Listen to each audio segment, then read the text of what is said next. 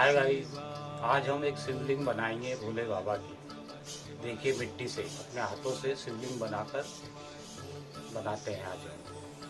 ओम त्र्यंबकं यजामहे सुगंधिं पुष्टिवर्धनम् उर्वारुकमिव बन्धनान् मृत्योर्मोक्षीयमामृतात्। ॐ त्र्यंबकं यजामहे सुगन्धिं पुष्टिवर्धनम् उर्वारुकमिव बन्धनान् मृत्योर्मोक्षीयमामृतात्। ॐ त्र्यंबकं यजामहे सुगंधिं पुष्टिवर्धनम् उर्वारुकमिव बन्धनान् मृत्योर्मुक्षीयमामृतात्। ॐ त्र्यंबकं यजामहे सुगन्धिं पुष्टिवर्धनम् उर्वारुकमिव बन्धनान् मृत्योर्मोक्षीयमामृतात्। ॐ त्र्यंबकं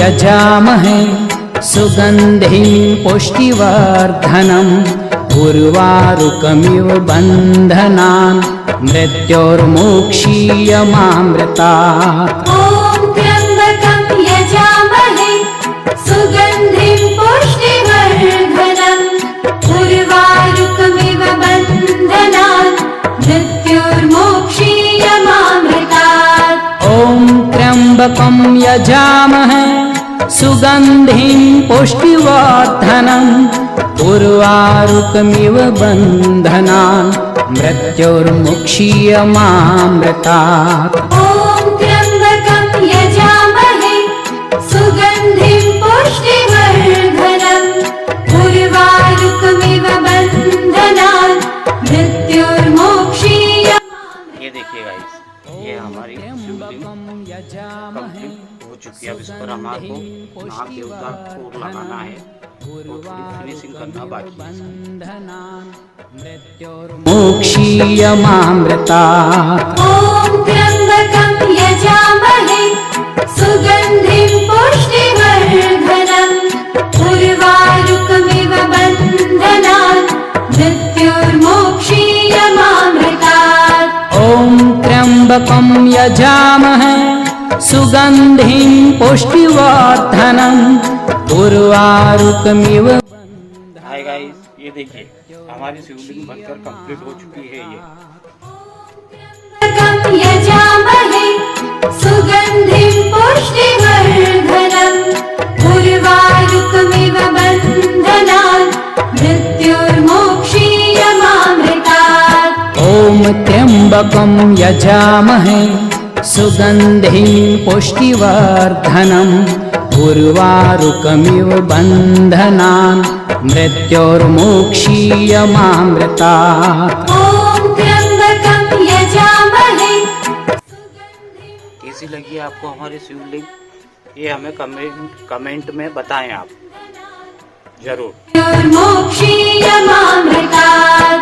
ॐ त्र्यंबकं यजामहे सुगंधिं पुष्टिवर्धनम् उर्वारुकमिव बन्धनान् मृत्योर्मुक्षीयमामृतात्। ॐ त्र्यंबकं यजामहे सुगन्धिं पुष्टिवर्धनम् उर्वारुकमिव बन्धनान् मृत्योर्मोक्षीयमामृतात्। ॐ त्र्यंबकं यजामहे ये देखिए गाइस, हमारी शिवलिंग बनकर तैयार हो चुकी है पूरी।